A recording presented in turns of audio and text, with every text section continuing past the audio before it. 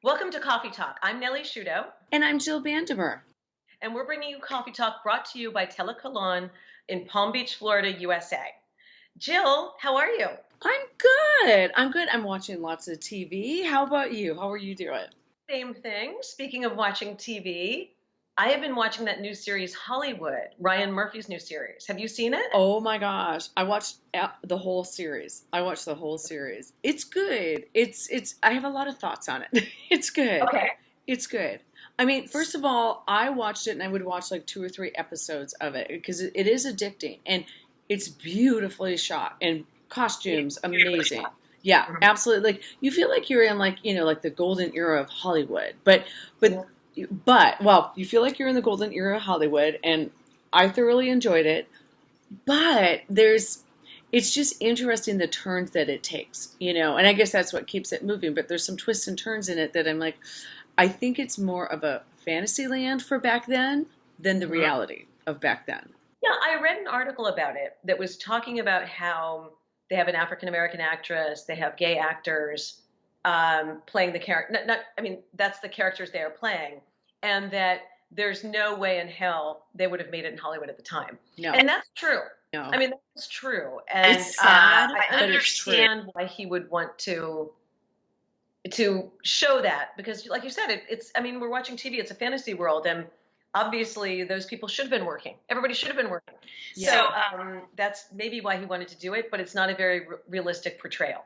And I kept thinking, I was like, is this going to like be kind of like waking up from a dream type of thing with certain aspects of it? But it wasn't. But I just thought, man, I watched it and I thought, it still is difficult these days. It really is. I mean, for certain, look at Crazy Rich Asians when that came out and people were like, oh my gosh, things are changing. And, it still takes a long road. It takes a long road. And I loved Hollywood, but I personally wish it had been almost more factual. Like there's a character in there named Rock Hudson, and then I was just like, well, wait, is this based on Rock Hudson? And I don't think at all. I really don't think it's based on Rock Hudson, but it's just there's certain situations that happen in Hollywood land, and you're just like, oh, and you feel bad for the characters because some of them, what they show, what they go through to try to be an actor and things like that, and that may have happened then. It may happen these days, but not everybody. It doesn't happen, hopefully, to everybody, or you don't have to sell your soul and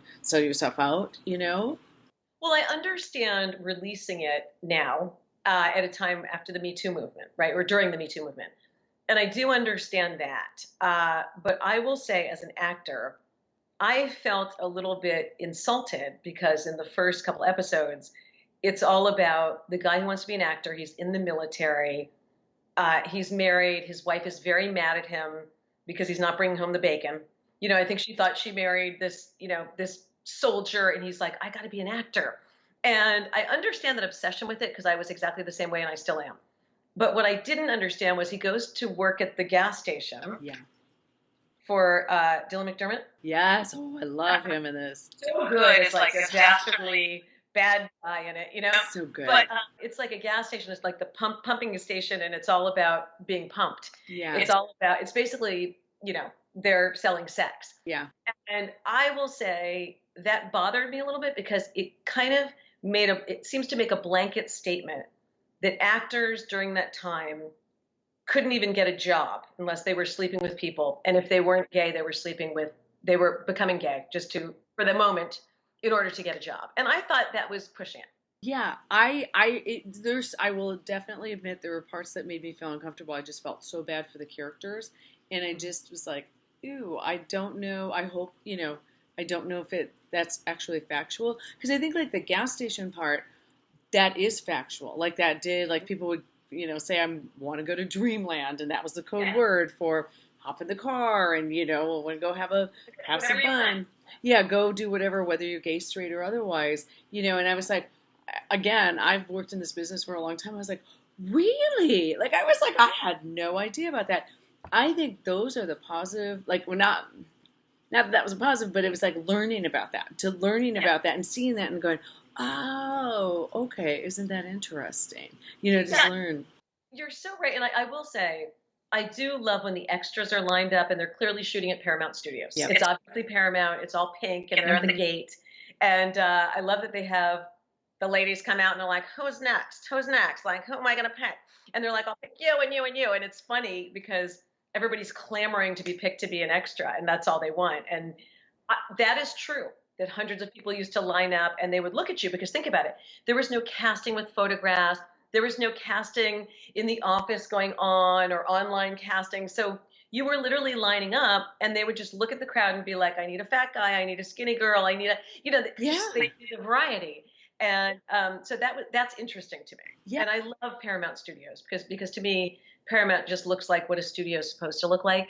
Yeah. And I'm in love with our town. I'm in love with Hollywood. So I do really love that. And I love all the visuals. You're so correct. The visuals, every set, the costumes, the lighting, Yes. the filmography, all of it is so beautifully done.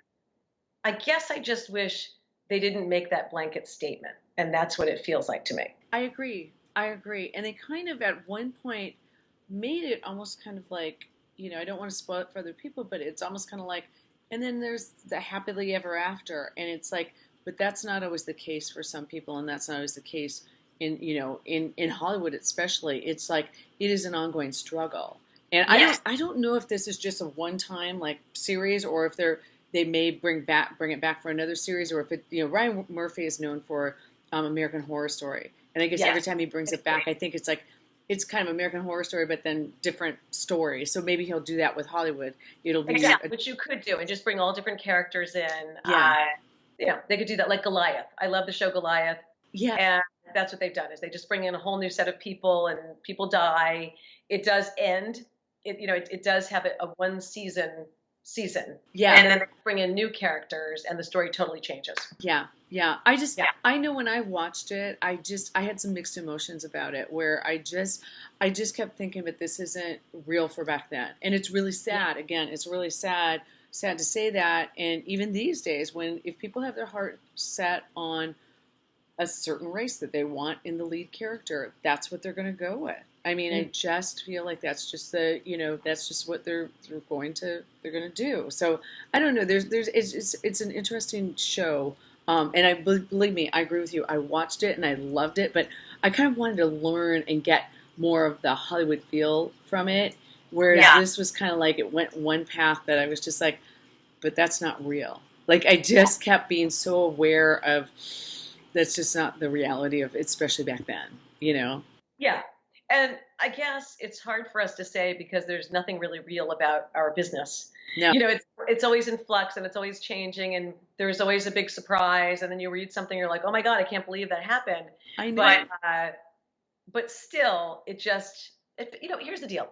It felt stylized. Yes. And that's the beauty of it and also what's a little bit negative about it because it's not totally realistic. Yeah. Right? Yeah. But then it's an escape. It's an escape, and that's what's fun to watch, right? That's what was fun. I have to say again because Ryan Murphy, does a lot of like, boy, I have a hard time watching some of his stuff because it's very graphically violent, and this was not very violent. It wasn't, at all. It was quite beautiful. Well, there's one scene that was a little violent, but other than that, it was nice to just be able to sit down, especially during this time, and go, "Oh my God, I just want to escape." And in this case, it was nice to escape into Hollywood land or Hollywood, and just kind of go, okay, well, maybe there's remnants of what it was like back then. I mean, Holland Taylor's in it. They have, Dylan McDermott, amazing, absolutely amazing. And it was just, it was just fun. Patti LuPone. Oh my God, Patti LuPone. Oh, I loved her in it. And can I tell a funny story about Holland Taylor? As we wrap it up, I have to tell you. So I love Bristol Farms on Sunset Boulevard, and that's where I go for my groceries a lot of the time, coming home from work. And if you're a big family, you don't shop at Bristol Farms. Bristol Farms is a place you go to for just a few things, right? It's kind of a fancy grocery. And so I was in there and I saw Holland Taylor, and she has very short hair. So at first I didn't recognize her. And I walked by her, and I kind of walked by her a few times, and I was sort of looking at her. And finally I went up to her and I pointed at her, I go, pure genius. And she looked at me and gave me the dirtiest look and walked away. What? Yes. What? Like she thought it was crazy, which I understand. She probably has people say those things, but I thought it was kind of funny the way I approached her. Yes. I thought it was hilarious. Like, pure genius. Oh my, oh my gosh. Yeah.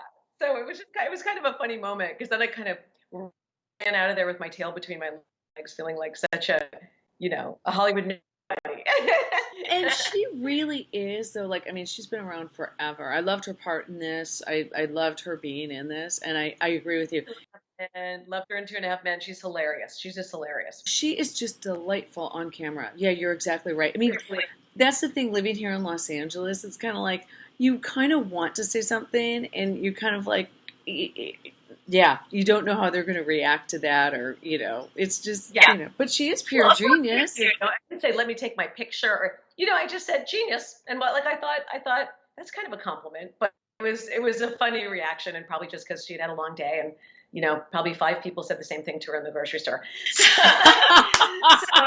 She'd be like, anyway, guys, that's our show. I'm Nellie Sciutto. And I'm Jill Bandemer. And you've been watching Coffee Talk, brought to you by Telecolon out of Palm Beach, Florida, USA. See you next time. Bye.